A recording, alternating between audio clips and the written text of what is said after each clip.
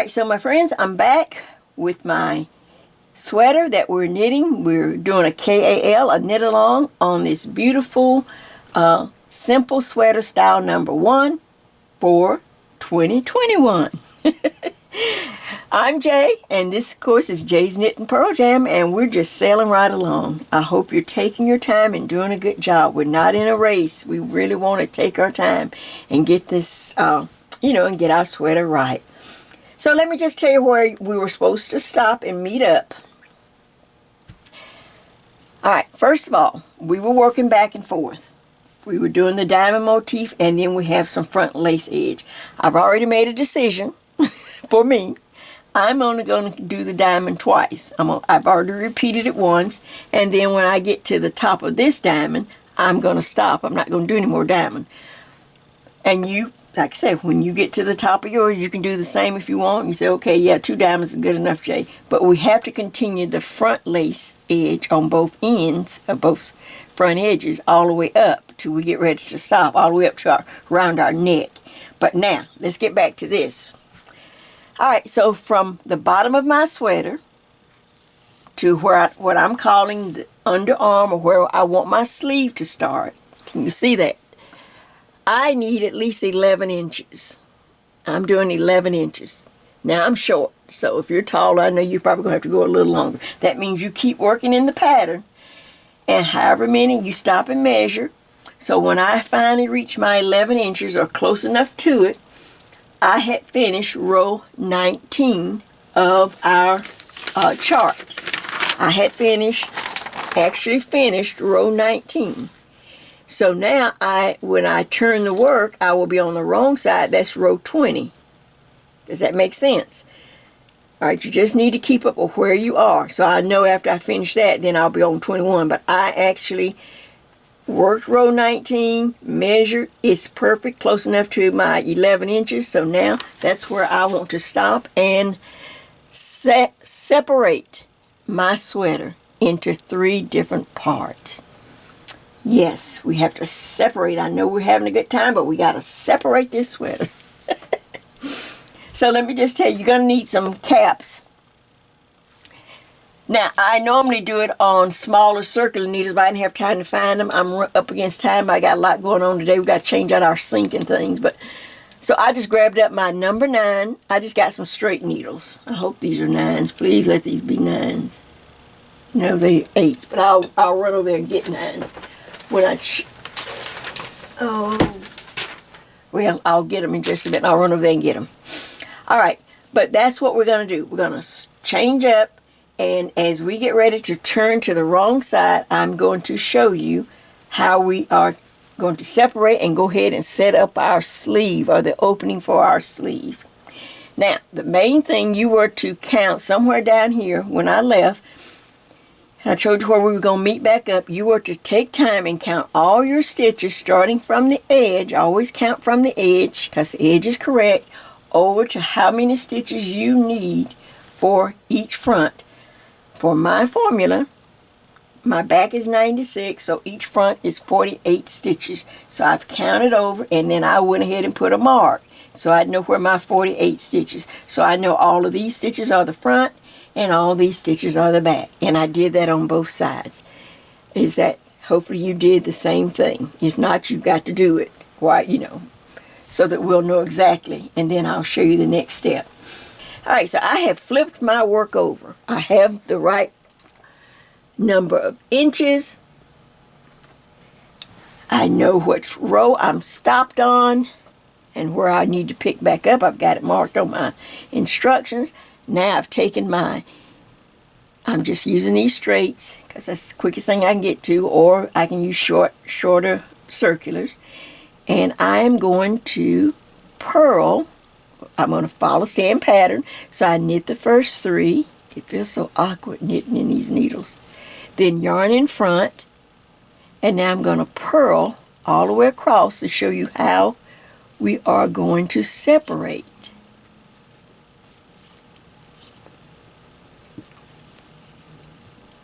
So I'm just going to take my time on this first one, and then the other ones I'll just skip ahead. But I just want to make sure that I'm taking my time and I'm just purling across all these stitches. There's my mark right there. I'm looking to get to that mark right there. So let's see if I can pick it up a little bit. So now I'm just purling across, and I just grabbed up straight needles so I wouldn't have to look all over. Alright, so I have purled over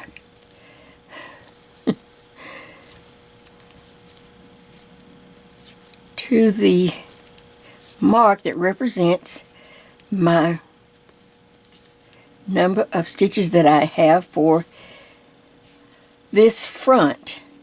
My number is 48, and that mark represents 48 stitches for the front. Now, these stitches here, of course, on the wrong side, these are part of the back. Every one, everywhere, every size, and I'll show you why in a little later, but we're going to remove this marker for right now, lay it down. Well, just go ahead and remove it, and I want you to purl 4 extra stitches. So, let's go. 1,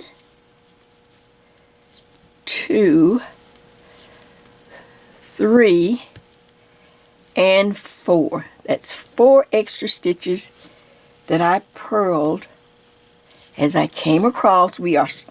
It's important that you keep the transition of or the flow of the knitting so that you'll know, so things will line up and you will always be in the right place. I'm on the wrong side, getting ready to purl back all these stitches. Okay, but we need to separate. For this front, I went 4 stitches past my mark, so there they are. Now I'm going to cap this needle that I have these front stitches on, right there. You remember the whole point of this section, step number 4, we have to separate. Much as we love, but we have to separate now. We have to separate our front from our back. So, now watch. So we're going to cut this. Go ahead and leave yourself a good little tail. Let's see if I'm on camera. Make sure I'm not too close. I can give myself a little room here to work. This is a big piece of fabric, and I hate to have it just jammed up. Alright, just cut yourself a nice little tail like that. Alright, that means that front will sit here and wait until we come back. Now, let me just walk you through this part of it. Uh-oh, hit the camera, sorry. I'm in a tight space here with this big... For those that I can understand, for people who really don't like to knit sweaters in this one piece, because it is a large piece of fabric. Alright, so now I'm going to reach around. Remember, my back is still on my circling needles. This one front we've capped off. It's going to stand there and just stay there and wait for us. Alright, so now I want to go ahead and I'm on the back, but you know, no matter where, I always start with a knit stitch and then I turn purl. Some people start with a slip stitch, even in this section. So now I'm going to take the same yarn that I just cut away from that front part. I'm going to pick it up now and make a loop. Just like that, and just continue. Well, the first stitch I knit, then I bring my yarn in front. It's just a habit. You may have your own habit. And now I'm going to start purling across the back. And I'll hold this yarn and tail for a couple of stitches, then I can just drop the tail. Can you see that, or am I too far away?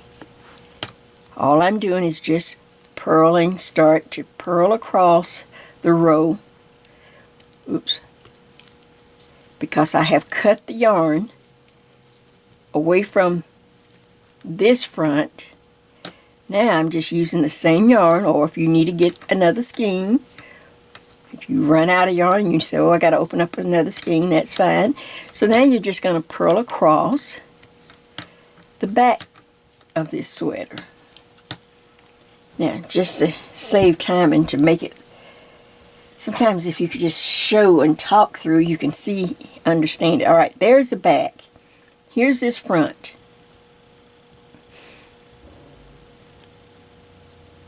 Right there. We're on the wrong side, which is the main thing to remember. And I am purling back. I cut the yarn. Now I'm just working across the back section of my sweater. All right, let me work across until I get towards the other edge of the back, and I'll come back and show you the next little step as we separate into 1, 2, 3.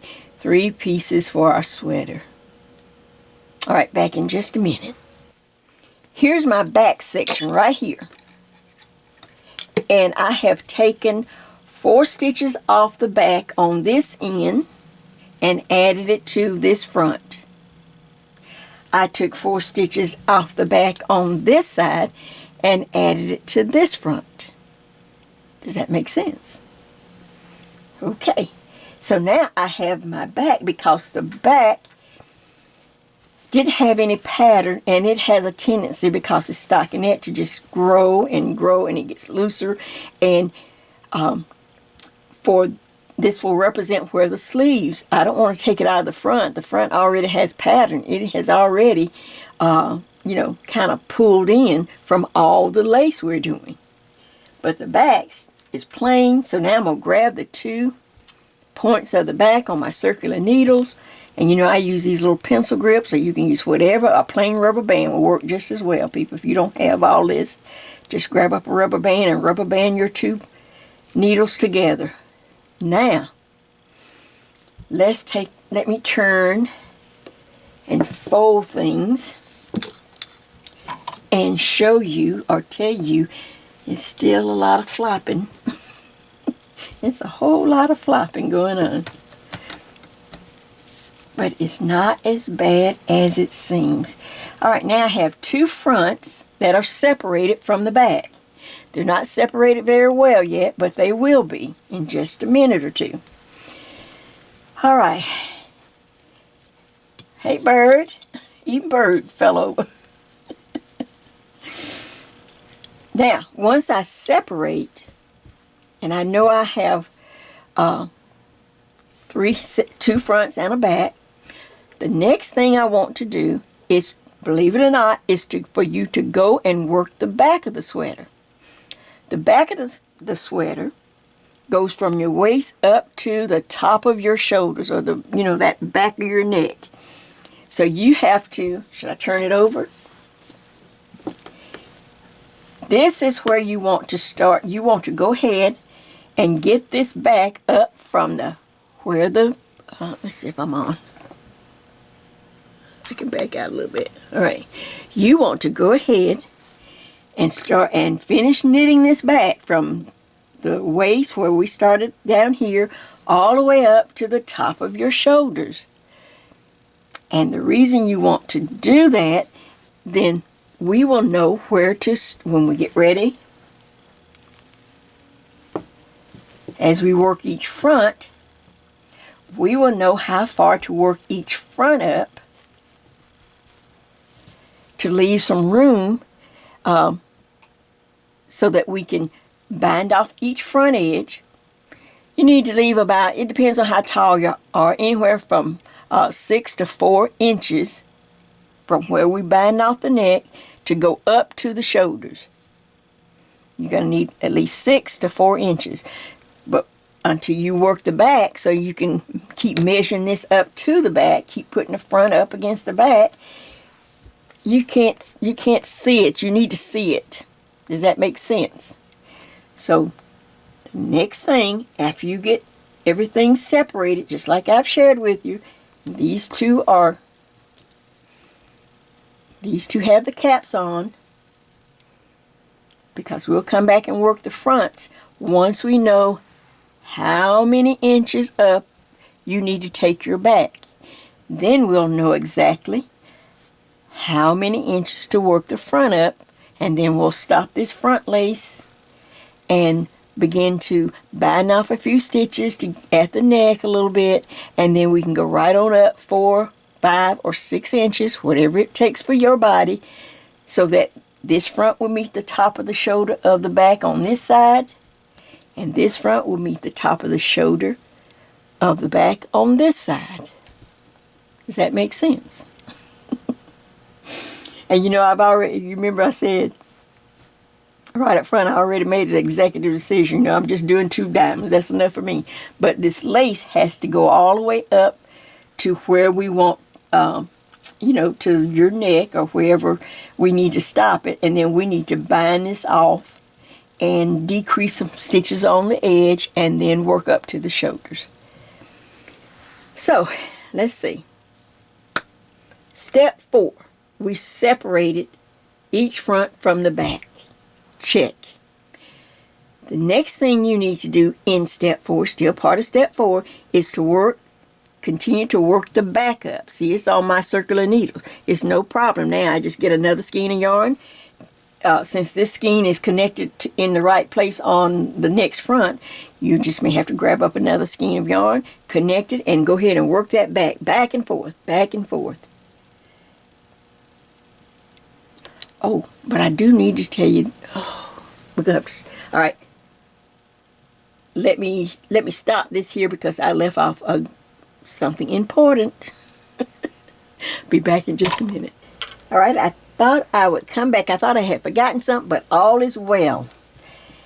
And what I want to do to share with you, especially for, you know, people that are not used to working with such large pieces of fabric as you're knitting, how to keep things together and not have such a, you know, a big problem.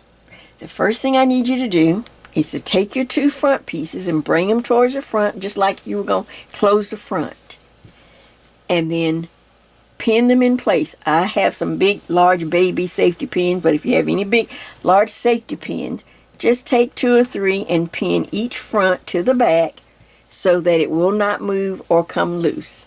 Does that make sense? Can you see that? I'm just preparing things, getting them ready so that I can pull in a little bit, so that I can work with this big piece of fabric. Can you see that? So now when I lift up the fabric, instead of having all these 3 pieces flopping around, I just have 1 piece that's pinned the front to the back. Now, when I left, I thought I had forgotten something, but I didn't. Everything, like I said, everything is just fine. So now, what you're going to be working on, and what I'm going to be working on in real time, we need to work the back all the way up to the top of the shoulders, because we won't know where to stop and start decreasing the front edge, bind off stitches, until we get this back all the way up to the top of your shoulders or the back of your neck. Does that make sense? So when we left, the back, all you had to do, it's on the double pointed needles. You just come here you're on the right side. I'll pull it over so you can see. So you should be on the right side because we had purl on the wrong side, and then you just reconnect your yarn. You can, however you used to reconnecting. I showed you where you just loop the yarn over, and then you bring the other part of the needle around, and then you just simply start knitting.